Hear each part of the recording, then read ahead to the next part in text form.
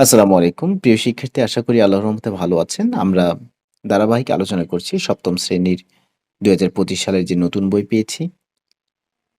প্রতিটি পেজ, প্রতিটি কাজ এবং অনুশীলনীর ম্যাথগুলো কিন্তু আমরা সমাধান করছি। আশা করি পড়োয়া আকারে দেখলে আপনি উপকৃত হবেন বা যারা দেখছেন, হচ্ছেন।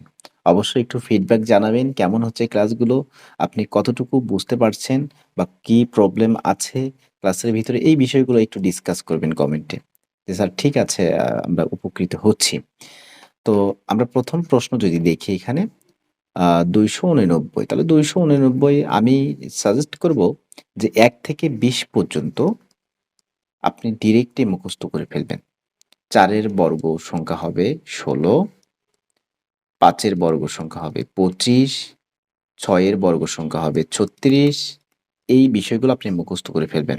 তাহলে ১৭ র বর্গ সংখ্যা হবে ২৮৯। একটু মুখস্থ রাখতে হবে। ১৭ তাহলে ১৭ আ এর বর্গ ১৭ এর বর্গ সংখ্যা হবে ২৮৯। তাহলে উপরে ১৭ একটাতেই আছে, তার মানে এটাই হচ্ছে আমাদের অ্যান্সার।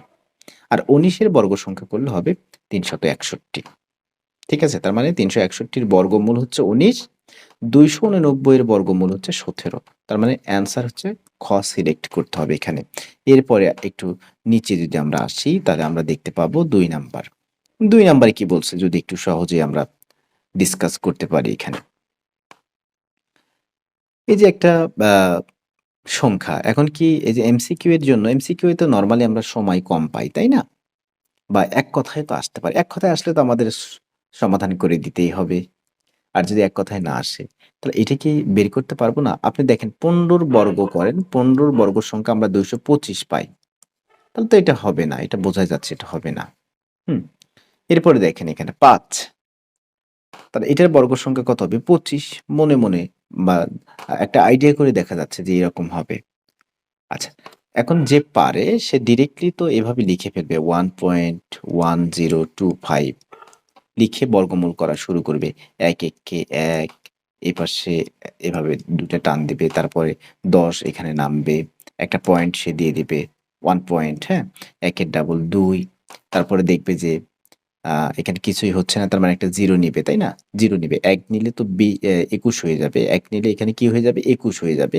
তাহলে ২১ কি ২১ কিন্তু আছে তো ১১। আছে কি? ১১। তো তাহলে যদি ১১ হয়, অ্যা যদি ১১ হয় এখানে, কিন্তু ২১ দিলে তো হবে না। এজন্য শূন্য নিতে হবে। তো সে কি করবে? এখানে একটা শূন্য দিবে এবং এখানে একটা শূন্য দিবে। তাহলে এখানে ২ টা শূন্য নামবে। এখন এখানে বিয়োগ করলে ১০ হচ্ছে আর এই পাশে ২৫ নামবে, রাইট? এরপরে ১০ এর ডাবল হচ্ছে ২০, সে ২০ নিবে এখানে। এখন এখানে যদি পর্যবেক্ষণ করা হয় বা একটু যদি দেখা হয় তাহলে ৫ দিলেই মেবি হয়ে যাবে। ৫ ৫ এ ২৫ এর ৫, তার মানে ২, ৫ দুগুণে ১০। তার মানে 1.05 হচ্ছে এই অ্যান্সারটা। প্রিয় শিক্ষার্থী, আমরা যদি এটাকে এত জটিলভাবে না নিয়ে আমরা যদি একটু অপশন টেস্ট করার ট্রাই করি, আমরা জানি যে অপশনগুলো আমাদের এখানে দেওয়া আছে, এগুলোকে যদি আমরা বর্গ করে দেই, এগুলোকে যদি আমরা কি করে দেই? বর্গ করে দেই, তাহলে কিন্তু আমরা এই বর্গ সংখ্যাটা পেয়ে যাব। এর বর্গমূল চেয়েছে, তার মানে এটা হচ্ছে বর্গ সংখ্যা। এখানে যারা আছে তাদের বর্গ সংখ্যা হচ্ছে এইটা। রাইট? তার মানে এটাকে যখন আমরা বর্গ করব, তখন কিন্তু আমরা এটা পেয়ে যাব। এভাবেও করা যায়। যার যেভাবে আসে। অথবা আমি আরেকটা বিষয়ে অনুধাবন করেছি, সেটা হচ্ছে যদি আমি এভাবে একটু হিসেব করে দেখি, তৎক্ষণাৎ কিন্তু আমি বের করতে পারব। যেমন কি আমরা ফোঁটা দেওয়া আ শিখেছিলাম। ফোঁটা দেওয়া শিখেছিলাম এভাবে, যেমন 1.1025 দেখা যাচ্ছে অপশনের সাথে মিলে যায়। যার কারণে এটা ডিসকাস করছি। ১ম এ আমরা ডান পাশ থেকে ফোঁটা দেওয়া শুরু করেছিলাম। আমি এটাকে একটু রেড কালার দিয়ে দেই, এই যে। তারপরে ১ ঘর পর আরেকটা ফোঁটা দিয়েছিলাম। তারপরে আরেক ঘর পর আরেকটা ফোঁটা দিয়েছিলাম। তার মানে এর বর্গ সংখ্যা ৩ ডিজিটের হবে বা ৩ অঙ্কের হবে। কি হবে? ৩ অঙ্কের হবে। তার মানে ৩ অঙ্কের, এটা ২ অঙ্কের, এটা ৪ অঙ্কের, এটা আবার ৩ অঙ্কের, ২ অঙ্কের বলা যায় এটাকে। ০ আ ০৫, ৩ অঙ্কের, তার মানে এটাই হতে পারে অ্যান্সার। যাই হোক, কতটুকু সঠিক হবে লজিকটা বুঝতেছি না। তবে আমার আইডিয়াতে এরকম আসছে আরকি। আপনি যেভাবে পারেন এভাবে সমাধান করবেন। তার মানে এর বর্গমূল আমরা ফাইনালি পেয়ে গেলাম স্যার 1.05। 1.05। ওকে, এরপরে যদি আমরা একটু নিচে দেখি 3 নাম্বারটা। ধীরে, ধীরে শিখতে হবে। ম্যাথ যদি শিখতে চান, একবার কষ্ট করে শিখলে তো ১ বছরের জন্য আর কষ্ট করতে হচ্ছে না, তাই না? একটি মূলদ সংখ্যা, তার মানে মূলদ সংখ্যা আমরা জানি, শূন্যকে আমরা মূলদ সংখ্যা বলি। আমরা শিখেছি পূর্বের ভিডিওতে, এবং নরমাল স্বাভাবিক সংখ্যাকেও আমরা মূলদ সংখ্যা বলি। এটাকেও আমরা মূলদ সংখ্যা বলি, এবং ভগ্নাংশ রিলেটেড যেগুলো ভগ্নাংশ আকারে লিখা যায়, সেগুলোকে আমরা মূলদ সংখ্যা বলি। তার মানে এটাও হচ্ছে আমাদের মূলদ সংখ্যা, এটাও মূলদ সংখ্যা, এটাও মূলদ সংখ্যা। তার অ্যান্সার রাইট হচ্ছে ঘ। এরপরে আমরা পরের প্রশ্নটা একটু দেখব। কি বলেছে? যে ২ টি ক্রমিক সংখ্যার বর্গের অন্তর ১৯।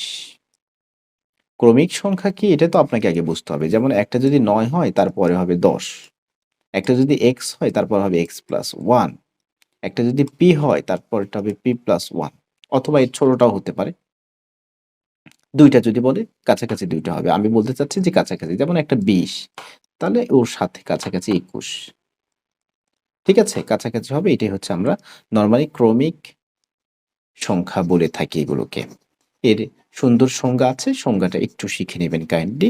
আমার যেভাবে এখানে বোঝানোর প্রয়োজন আমি এভাবে বুঝিয়েছি। একটি সংখ্যা যদি ১০ হয়, অপর সংখ্যাটি কত? তার মানে এই যে অপশনগুলোতে আরেকটা সংখ্যা আছে। আচ্ছা, একটি সংখ্যা হচ্ছে ১০। তাহলে এই ১০ স্কোয়ার যদি আমরা করি, এর বর্গ হবে ১০০। একটি সংখ্যা ১০ হলে অপর সংখ্যাটি কত? বলছে আবার বর্গের অন্তর ১৯। খুবই সতর্কতার সহিত বুঝতে হবে। বর্গের অন্তর কিন্তু ১৯। তার মানে ওই ২ টা সংখ্যাকে বর্গ করে বিয়োগ করলে অন্তর, এখানে কিন্তু মনের অন্তর না। এটা হচ্ছে আমাদের কিসের অন্তর বলেন তো? এই বিয়োগ যে সেই অন্তর। তার মানে ওই ২ টা সংখ্যাকে বর্গ করে বিয়োগ করলে আপনার ১৯ হবে। তো এরকম ১২ স্কোয়ার, তার ১২ স্কোয়ার কত হবে? ১৪৪। তাহলে ১৪৪ থেকে ১০০ বিয়োগ করলে কি ১৯ হবে? হবে না, বেশি হয়ে যাবে। এরপরে ১১ স্কোয়ার, ১১ স্কোয়ার মানে কত? ১২১। তাহলে ১২১ থেকে ১০০ বিয়োগ করলে তো ২১ হচ্ছে। এটা হচ্ছে না। ৯ স্কোয়ার মানে কত? এই ৯ স্কোয়ার মানে কত? ৮১। স্যার ৮১? তাহলে ১০০ থেকে ৮১ বিয়োগ করলে, অর্থাৎ আমরা বড় থেকে ছোটটা বিয়োগ করব। অনেকেই বলবে স্যার ১৪৪ থেকে ১০০ বিয়োগ করছেন, ১১২১ থেকে ১০০ বিয়োগ করছেন। কিন্তু এখন দেখা যাচ্ছে যে ১০০ থেকে আবার ৮১ বিয়োগ করতেছেন কেন? আসলে বড় থেকে ছোটটা বিয়োগ করতেছি। তার মানে এখানে মনে হয় ১৯ হচ্ছে মেবি। প্রিয় শিক্ষার্থী, তাহলে আমরা আমাদের কাঙ্ক্ষিত অ্যান্সার পেয়ে গেছি। অর্থাৎ একটা সংখ্যা হচ্ছে ১০, অপর সংখ্যা হচ্ছে ৯। এই ২ টাকে যখন আমরা বর্গ করব, বর্গ করে যখন আমরা অন্তর করব, তখন আমরা ১৯ই পেয়ে যাচ্ছি এখানে। কি পাচ্ছি? ১৯ পাচ্ছি। তাহলে এখানে আমাদের অ্যান্সার হচ্ছে ৯। সংখ্যা ২ টির বর্গের যোগফল কত? সংখ্যা ২ টির বর্গের যোগফল কত? তার মানে একটাকে বর্গ করে হয়েছে ১০০, আরেকটাকে বর্গ করে হয়েছে ৮১। তার মানে ১৮১। ১৮১। ওকে, রাইট অ্যান্সার। এরপরে আসেন নিচে। ওকে, আমরা যদি দেখি ৬ নাম্বার। বর্গমূল নিচের কোনটি? এটাকে খুবই সহজে করার জন্য আমরা যদি লিখি এখানে 0.01, এটাকে উঠায় দেন। এটাকে উঠায় দিলে কত পাবেন বলেন তো? দশমিকের জন্য একটা ১ লিখবেন, আর ডান পাশে ২ টা সংখ্যা থাকার জন্য ২ টা শূন্য লিখবেন। তার মানে ফাইনালি দাঁড়ালো ১/১০০। ১/১০০। আর এখন এটাকে কি এভাবে লেখা যায়? এটাকে কি এটাকে আমরা রুট করতে পারি না? উপরে বর্গমূল যেহেতু বলছে, তার মানে এটাকে আমরা রুট করে দিব, তাই না? তার মানে ১ এর রুট করলে ১ ই হবে, আর ১০০ র রুট করলে হবে ১০। তার মানে ফাইনালি রেজাল্টটা দাঁড়ালো ১/১০। তার মানে ১/১০ মানে কি আপনি লিখতে পারবেন না 0.1? তার মানে এই যে 0.1 মানেই তো ১/১০। মানে পয়েন্টের জন্য কি? একটা সংখ্যা ১, আর ডান পাশে একটা সংখ্যা থাকার জন্য একটা শূন্য, ১/১০। তার মানে ১/১০ মানেই বলতে পারবো 0.1। তার 0.1 ই হচ্ছে এর অ্যান্সার। অর্থাৎ 0.01 এর বর্গমূল হচ্ছে 0.1। একটু সিস্টেম করে নিয়ে লিখেছি। কেউ চাইলে এটাকে ওই যে ভাগ প্রক্রিয়ায়ও সে বের করতে পারে। অথবা কেউ চাইলে কি করতে পারে? এই অপশনগুলোকে সে বর্গ করতে পারে। অপশনগুলোকে সে কি করতে পারে? বর্গ করে দেখতে পারে যে এটা হয় কিনা। কারণ এটা তো বর্গ সংখ্যা। এটা কি সংখ্যা? বর্গ সংখ্যা। এই যে অপশনে যারা আছে তার বর্গ সংখ্যা। পূর্বের ক্লাসগুলো খুবই ভালো করে দেখতে হবে আপনাকে। একটা ক্লাস প্রয়োজনে ৩-৪ বার দেখে ফেলবেন। আশা করা যায় এই চ্যাপ্টারে আর কোনো সমস্যা হবে না ইনশাল্লাহ। ষষ্ঠ, সপ্তম, অষ্টম, নবম, দশম সকল ক্লাসের ম্যাথ সমাধান আমার এই চ্যানেলের ভিতরে পাবেন। আপনার প্রয়োজন আপনি কমেন্ট করবেন। ওকে? এরপরে যদি আমরা দেখি এখানে ৭ নাম্বারটা। কোন সংখ্যার একক স্থানের অঙ্ক ২ বা ৮ হলে তার বর্গ সংখ্যার একক স্থানের অঙ্কটি কত হবে? আমরা কিন্তু 1.1 এ কিন্তু এগুলো দেখেছি যে কোন সংখ্যার একক স্থানের অঙ্ক যদি ২ বা ৮ হয় তাহলে তার বর্গ সংখ্যা, তার মানে যদি ২ কে বর্গ করেন ৪ হবে। ৮ কে বর্গ করলে কত হবে? ৬৪ হবে। হ্যাঁ? তারপরে ২ যেহেতু বলছে ১২ কে বর্গ করেন ১৪৪ হবে। হ্যাঁ? ১৮ কে বর্গ করেন, তাহলে এভাবে বর্গ করলে তার মানে ১৮ কে বর্গ করলে কত হবে বলেন? ৮ ৬৪ ৪ হাতে পড়ে ৬, ৮ কে ৬, ৮ কে ৮ আর হচ্ছে ৬ ১৪। এরপরে যদি আপনি দেখেন এখানে ১৮ কে ১৮, তাহলে ৪, ৮ ৪ ১২, ২, ৩২৪। তার মানে আমরা এখান থেকে দেখতে পাচ্ছি ফাইনালি নরমালি বোঝা যাচ্ছে যে একক স্থানাঙ্ক যদি ২ থাকে তাহলে বর্গ সংখ্যার একক স্থানাঙ্কে ৪ থাকতেছে। একক স্থানের অঙ্কে যদি ২ থাকে তাহলে বর্গ সংখ্যার একক স্থানাঙ্কে ৪ থাকবে। আশা করি বিষয়টা ক্লিয়ার। ২ অথবা ৮ যাই থাকুক না কেন, বর্গ যখন করব এটাকে ওই সংখ্যাটাকে, যেমন ২৮, ২৮ কে বর্গ করলে যা হবে রেজাল্ট তার একক স্থানীয় অঙ্কে ৪ থাকবে। এটাই বোঝাচ্ছে। নেক্সট আমরা কি দেখব? ৩, ৭, ৫, ৭ ৩ কে কত দ্বারা গুণ করলে গুণ বা ভাগ কত কে কত দ্বারা গুণ বা ভাগ করলে পূর্ণবর্গ সংখ্যা হবে? একই বিষয়। এখানে দেখেন ৩ আছে ২ টা। এই যে ৩ আছে ২ টা। ৭ কয়টা? ২ টা। ৭ ২ টা। এরপরে ৫ ১ টা। এইটা একটা জোড়া আছে, এর জোড়া আছে কিন্তু এর জোড়া নাই। তাহলে এর জোড়া করতে কত দরকার? ৫ দরকার। তার মানে ৫ দ্বারা গুণ করতে হবে। কত দ্বারা গুণ করতে হবে?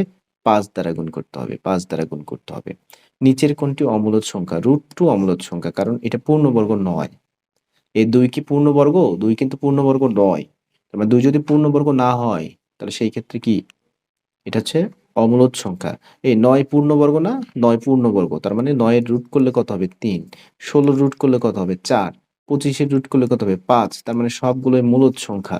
একটাই অমূলদ সংখ্যা, সেটা হচ্ছে ৯ এর খ। ঠিক আছে? এভাবেই কিন্তু আমাদেরকে সমাধান করতে হবে। ১০। ওকে, ৯ শেষ। আমরা এখন ১০ নাম্বারটা দেখব।